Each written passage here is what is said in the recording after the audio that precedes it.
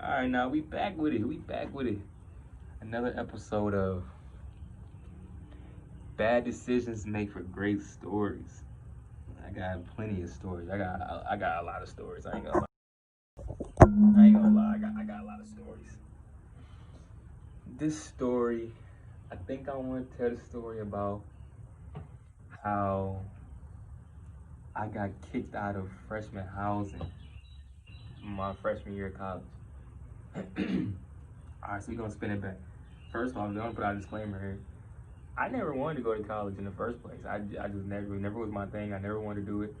And I'll give y'all a brief run through of how my whole college, my freshman year went. So at first I didn't want to go to college at all. So then my mom made me go to college. So I figured, you know what? If I'm gonna go to college, I want to go to a real nice school in a real nice city. But my grade point average coming out of high school was crazy low, like in the mud, like a 1.6 or something. Barely graduated high school. Not to say it to be proud, but this is the truth. 1.9, whatever it was, whatever. So I got accepted to open enrollment college, Wright State University, no GPA requirement. And I figured, you know what? If I'm gonna have to go to school, then I'm gonna go to a better school than this open enrollment college in Dayton, Ohio. So I was like, I'm gonna focus hard, I'm gonna go hard, I'm gonna get my GPA up, and I'm gonna transfer to St. John's University. So my first year, shout out to my few friends I did have. My first semester, I only was friends with this dude who I went to high school with named Mark, because he's from Cleveland, and this other girl named Kenyatta, because we was all from Cleveland. And I stayed in that small group, and I really spent a lot of time in the library, and I just wanted to get my grades up, and I wanted to get my grades and transfer. And I was doing a great job with that. My grades was great until right around the end of the freshman year. Now, we spin it back. Shout out to my brother Io. My first day, there's a party on the campus, and my next door neighbor, next to me in my dorm room, is Io and Duran. Still my friends today. And that's when we went out with them. But it was just, at the time, they was from Columbus, I was from Cleveland. We lived next to each other. We was cordial, but they wasn't really my close friends. But towards the end of that semester, I started getting a little bit closer to them, and I actually started to get a much bigger friend group. And our friend groups kind of combined. Deron was friends with this girl named Jordan, and Jordan had this big group of friends that was all girls, and we just kind of combined in French, and then we kind of all ended up being friends. So now we went from a group that I was hanging out with just 3 people to like 7 to 12 people mixed with boys and girls. So I was really, I'm turning up now. I ain't gonna lie, I'm turning up now. We doing the do, a little bit of that, a little bit of that. We doing everything, I started going to class, and I started getting girls, and I started having sex, and I lost focus. So come towards the end of the year, it's around that time now, my first semester go out the window. My GPA ended up getting tanked, whatever. I get on academic probation. They like, you don't maintain this, blah, blah, blah, blah, blah. By the end of this year, by the end of 6th semester, you out of here. So my mom knows that, my mom is upset, my dad's upset, because I'm basically throwing away my college tuition, just bullshitting. Come 2nd semester, I just was still having too much fun. I wasn't really into school, so it just wasn't my focus. And now that I had a little more friendship, I was able to do a little more things. We started going to other cities and meeting even more people. My network grew even larger at school, and my focus grew even further away from going to class. I never ended up going to class. I just was, my mistake I had. Don't, if you go to college, be careful. You're not a morning person like me. Do not have morning classes. I had 8 a.m.s through 12 a.m.s back to back to back, and I would just sleep through all of them and miss all my classes. Just a big dummy mistake. So let's fast forward to the actual event of this story. I got kicked out of campus housing. So 420, I told you I was on that. 420, we had so many friends. We like, you know what? We gonna do something huge. And some of the friends who I ended up starting making, they started knowing people who was doing that type of stuff, and they had access to that large amounts of that stuff. So we'll spend back a week, maybe 5 days before 420. We would occasionally grab a little small bag, you know what I'm saying, and we would go out to different parts of the campus and hotbox the car or whatever. So be it. This one night, 5 days before the incident I'm about to tell about, this one night, me and Io, we're getting ready to leave somewhere, and I have, we got it on us. We got it on us. And for some reason, there's just police officers at the end of the campus hallway, at the dorm hallway. There's just police officers there. So we see the police officers, and we're like, whoa. And we tried to turn around, but you know, they saw us, so they stopped us and they talked us, and they end up, you know, they end up seeing that we had this stuff on us. We didn't get in trouble. They let us go. They gave us a warning. I think they ended up taking our weed, but we had already smoked. So we were already smelling like it, kind of. We were already high, and they ended up taking the rest and then leaving and giving us a little warning. Our dumb butts, we didn't learn our lesson. We already had these plans anyway, and nothing was gonna change it. Nothing was gonna stop these plans from happening on 420. So we met this guy that lived off campus, but on campus apartment housing, who was a big time drug dealer, and he had a lot of stuff. You know, we'd go over there and give him, he had a lot of stuff. So we decided that all 7, 12 of us, however many of us was it, a lot of us, 8, 9, we was gonna have 420 over his house. Everybody bring a little something, BYOB, BYOW, bring your own weed, and we was gonna turn up, we was gonna have a great night. So it come to 420, everybody got their stuff. Everybody was really about it. Everybody really came loaded. We get to this dude's house, we like, dang, we really got a lot of it. You know, we got a lot right now. We about to go crazy. So we roll them up, we having a good time. We start to sparking them. We like, yeah, you know, we start sparking them. 1 in, 2 in, 2.5.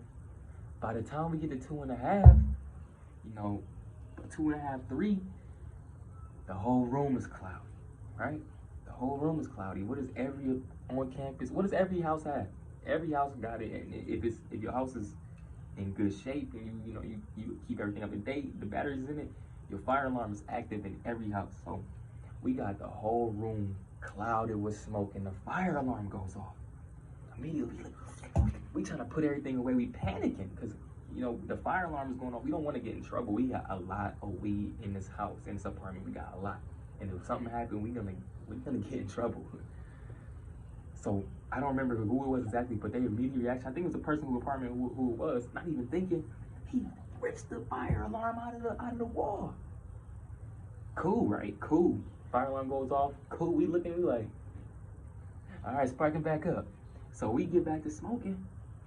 Fire alarm's ripped out. Now, mind you, we don't know this at the time, but apparently, if fire alarms are ripped out of the house and on these on-campus apartments, the second that the fire alarm is ripped out, it immediately alerts campus police, the campus fire department, and on-campus head of housing. So that's what ended up happening, right? But we didn't know. So we rip it out. We think everything is cool. We get back to doing our 1, 2. We sparking up now. Now we even taking it to the next level. Now we hitting the bone and everything. We really pulling out the tools. Next thing you know, we hear bang, bang, bang, bang. Who is that? Who is that? We looking around. Yo, you invited somebody else? Is somebody else supposed to be coming? Nah. So we look outside now. We look out the window. We see fire trucks, police cars, and we hear more knockings. The police open up. We on the second floor. We're on the second floor with all this weed. We don't got nowhere to go. We panicking. So of course we put out all the blunts, and we all run into this back room, the furthest room in the back of the apartment. We all go back there. The dude who apartment was, he was the last one to come in. He was trying to hide everything, put everything away, but we all in the back room, basically going crazy. At this point, we all 18, 19. We know that when these police get in here, all our mamas is getting called, and who knows what else is gonna happen, right? So we turn off all the lights. We in the back room. We close the door. We lock the door. We got some people in the room who they looking, checking the window, thinking, how can they jump out the second floor? Like, nah, that's crazy. You're gonna break your fucking legs. You're gonna break your fucking legs. Nah, we stuck. Second floor, we stuck in it. We end up, they have the keys to the house. So once we didn't open the door, they just let themselves in. So at this point, we quiet. We can hear the police coming up the stairs of the house. They get inside the apartment. We can hear the police walking around the apartment. We can see, we can, because the lights is off, so they got their flashlights on. We can see underneath our door. We can see the police going through the apartment with the flashlight. We can see the flashlight kind of going through our door. We can hear them checking all the rooms. The next thing you know, it's only one room left. We hear everything they're doing. It's only one room left. Police is trying to open our door. We in there like, don't say a word. Don't say a word. But it's 7, 9, 8, 10 people in there. We can't be quiet. So they like, we know y'all in there. We know y'all in there. The best thing to do is just come out right now. And like, hell no. Hell no. Hell no. I'm one of the main advocates saying, hell no. We ain't going. Hey, my mom found out about this, is over. I said, hell no. We ain't going up there until we get caught. So basically, you know, they gave us a couple more minutes, and they looking around and stuff. I guess they were trying to find the weed, because you could definitely smell it. So they trying to find the weed and try to find what they can. So basically, they come to the door again. It's locked still, and they say, you know what? If y'all don't come out here right now, in the next 5 minutes, everyone's going to jail. Everyone's going to jail. So immediately we got people in there like, all right, let's go, let's turn it in. I'm like, yo, I'm, you know, at this point, I'm kind of at a crossroads, because it's nothing that I can really do. So we just all come to the terms. We like, man, just open the door, turn the light up. So we open the door up, police come in, they like, come on, y'all. You know, they explained to us that when you rip the fire alarm out, it alerted all of us. So what's going on? The best thing to do for everybody in here is just to tell the truth. It's just to tell the truth. We're gonna ask y'all a couple questions, get y'all name, get y'all birthdays, and we best advise that everybody tell the truth. So we got some people in here who wasn't on campus, who wasn't at our school, wasn't a student at our school, so they could have really gotten in trouble for being on campus, trespassing, all that stuff. But you know, most of the people end up telling the truth, except for one of our friends, the fucking fool. He one of the people who was student, and he gonna lie about his person's last name. He gonna lie about his person's last name and his birthday. When they in the room, they writing it down, they checking socials and first name and last name right after we say it. So we like, oh, come on, bro, why would you lie? Why would you lie? You gonna make us get in more trouble. So of course that pissed the police officer also. We get in a little more trouble, but really, at the moment, it didn't seem like nothing bad was happening. It just seemed like, you know, they was getting our names and stuff, and it almost seemed like we got let off the hook. They tell us that, you know, everybody go back home, blase. But for me and my brother Io, this was already our second strike. We had just got caught by the same police officer. He like, y'all again? This is the same officer. I couldn't believe it. This is the same officer that just stopped us on campus with the weed. He like, yo, I tried to give y'all a break. That's what he said. He said, I tried to give y'all two a break. I remember how it went. He was going through the line. He didn't notice me at first. He was going through the line, getting everybody's information. Then he seen me. He's like, didn't I just stop you for this? I'm like, oh, I'm going down. So fast forward, we get on campus and he think everything's sweet. My mom don't know yet, nothing like that, until bam, we gotta go to. They send us these emails. We gotta go talk to this. We gotta go basically take this class for smoking weed. This some type of class you gotta take if you get caught smoking weed. But because of how big the incident ended up being, not only did we have to take this class, you know, the majority of us end up getting kicked off of student housing. So now, you know, thank God, when it was an immediate removal. First off, it was immediate removal. And thank God it was the end of the school year, because I don't know where I would have went or what I would have done if that hadn't happened. So I'm going back to Cleveland with the knowledge that my grades fucking suck. And if I do go back to the school, I can't live on campus housing no more. I'm gonna have to pay out of pocket to get an apartment. So I gotta tell my mom, I gotta run this past my parents when I get back to Cleveland. You know, it ended up being kind of bad, but not as, you know, kind of bad. I ended up not being able to get student housing no more, not being able to get a meal plan no more, and just the experience was bad, but it was hilarious at the same time. And you know, I tell these stories because I thank God that I can look back and I can laugh at them now. You know, but this was just something that, you know, bad decisions make for great stories, man. And that's how my freshman year, we ended up getting all kicked off of student housing for smoking on 420. Big time, you know, we don't play.